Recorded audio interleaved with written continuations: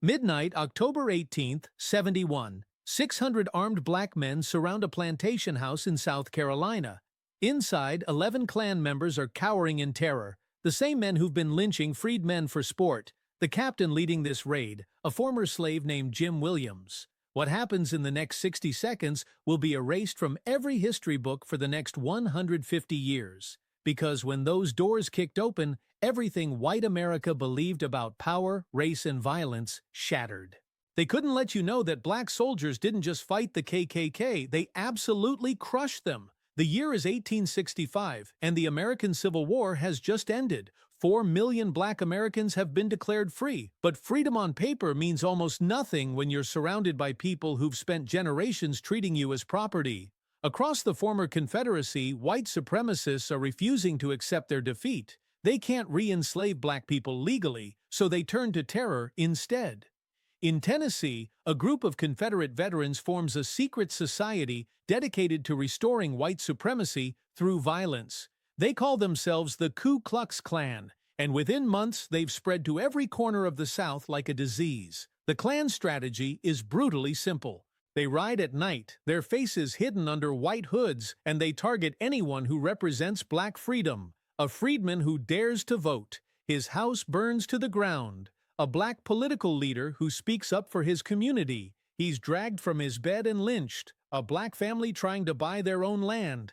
They're whipped until they agree to keep working for their former masters. In South Carolina alone, historians estimate the Klan murders hundreds of black Americans in just 2 years. Local sheriffs look the other way. State courts refuse to prosecute. For black communities, there's nowhere to turn for protection.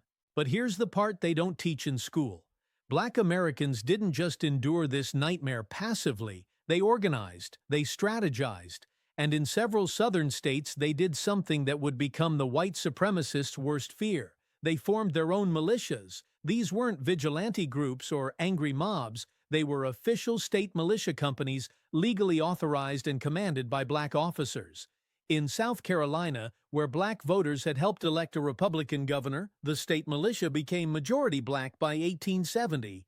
Black men like Jim Williams, Robert Smalls, and Prince Rivers weren't just given rifles. They were given military rank, authority, and the legal power to arrest terrorists.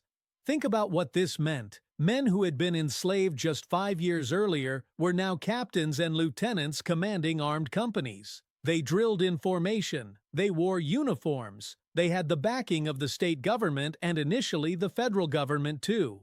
For the first time since arriving in America in chains, black communities had organized military power, and white supremacists absolutely lost their minds. Southern newspapers went into hysterics. They published cartoons showing black soldiers as savage apes with guns. They ran headlines screaming about Negro rule and warned that black militias were planning to massacre white families in their sleep.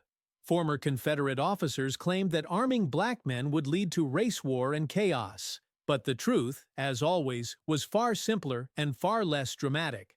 Black militiamen weren't planning revenge fantasies or racial violence. They were doing exactly what militias are supposed to do, protecting their communities from terrorist attacks. When the Klan rode into a county with a strong black militia presence, they suddenly found themselves facing organized resistance instead of defenseless victims. The federal government under President Ulysses Grant had to make a choice. Grant, to his credit, understood what was happening.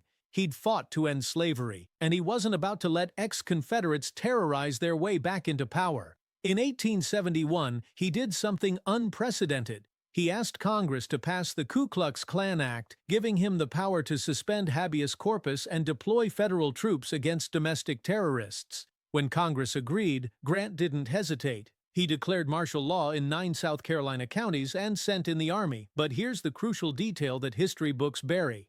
Those federal troops didn't work alone. They coordinated with black militia companies, treating them as legitimate military allies. For a brief shining moment, the United States government backed armed black resistance against white supremacy. You have to understand how revolutionary this was. Black men who'd been whipped for learning to read were now working alongside federal officers to arrest their former masters.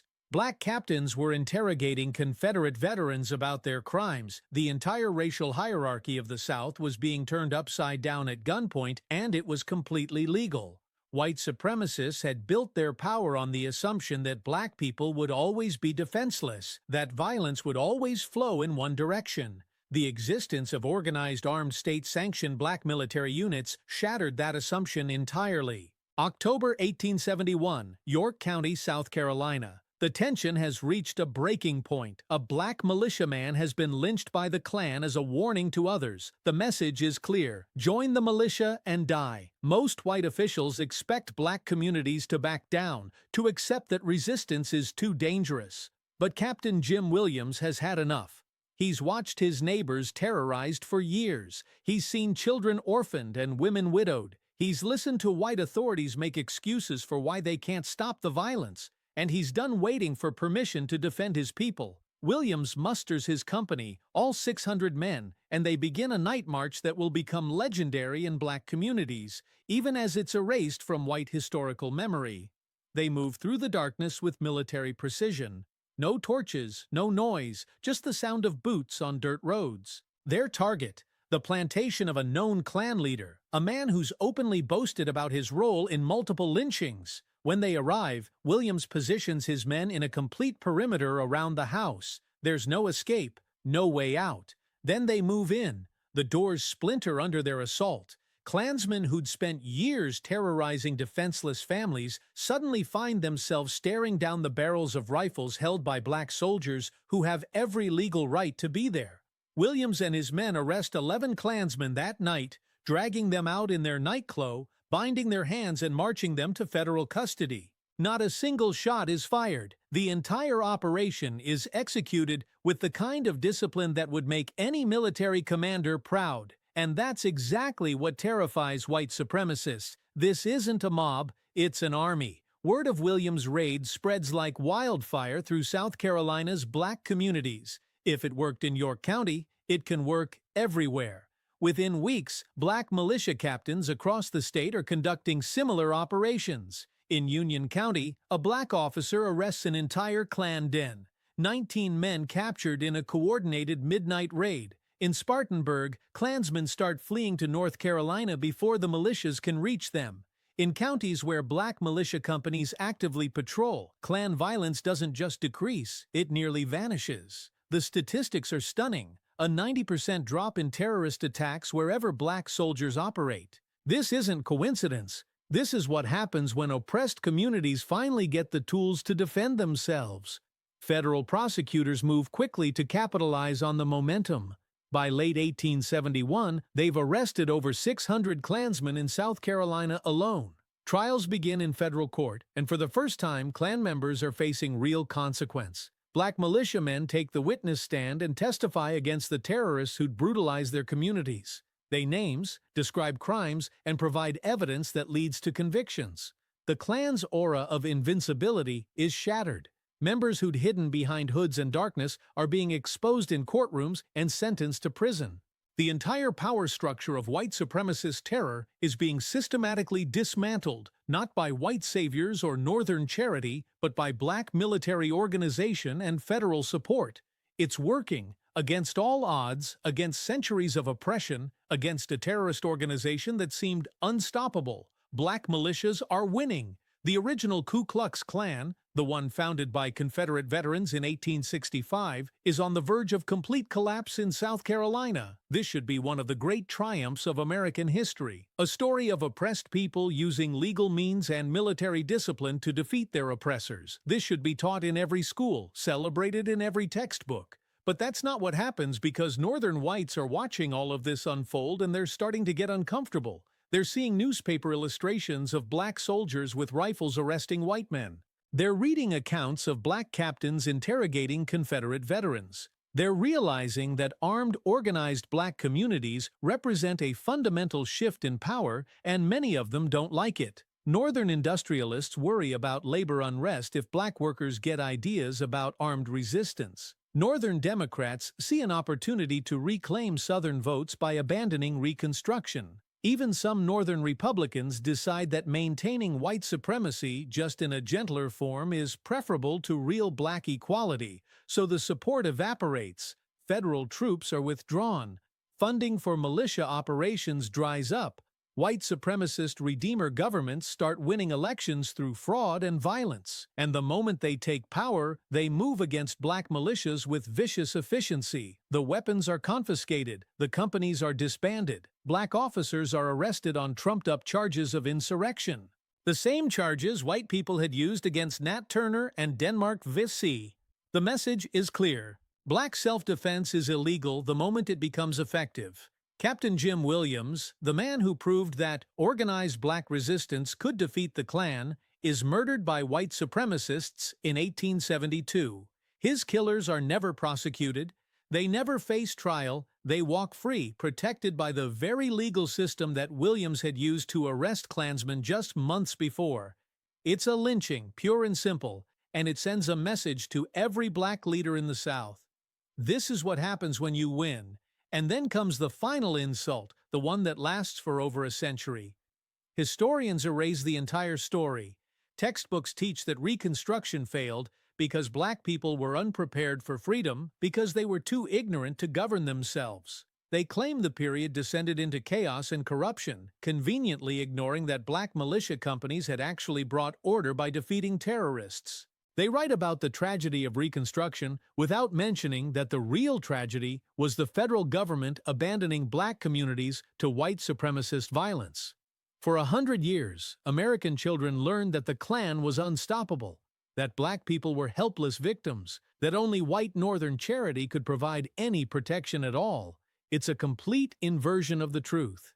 Here's what they never told you, the revelation that changes everything. The Ku Klux Klan didn't disappear because white Americans suddenly developed a conscience. The original Klan dissolved in 1871 and 1872 because black militias destroyed them militarily. They were defeated, beaten, crushed by the very people they tried to terrorize.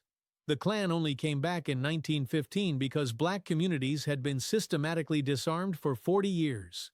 Think about that timeline. The second Klan, the one that became a national organization with millions of members, only succeeded because white America had spent decades ensuring that what happened in South Carolina in 1871 could never happen again. Every gun control law written in the South after Reconstruction was designed with one purpose: preventing black communities from arming themselves. Every restriction on assembly, every ban on black organization, every legal barrier to black self-defense, it all traces back to the terror white supremacists felt when they saw black soldiers win. The entire architecture of Jim Crow violence depended on black defenselessness. Lynchings could only happen in communities that had been stripped of weapons and organization. The Klan could only ride when they knew their victims couldn't shoot back. The story of Captain Jim Williams and the black militia companies isn't just forgotten history. It's not just a detail that slipped through the cracks of historical memory. It's suppressed history, actively erased because it proves something that white supremacy cannot tolerate. When black communities have resources, organization, and the means to defend themselves, they don't just survive racist violence, they defeat it. They don't need white saviors or charity or gradual progress granted from above. They need white society to stop actively blocking their power. Jim Williams showed us that armed resistance works. He proved that black self-defense isn't terrorism or chaos or revenge. It's justice. He demonstrated that with organization, discipline, and legal authority, black Americans could protect their communities, arrest their oppressors, and build a different kind of South. And white America couldn't let that story survive because it would give every future generation of black people a blueprint for resistance.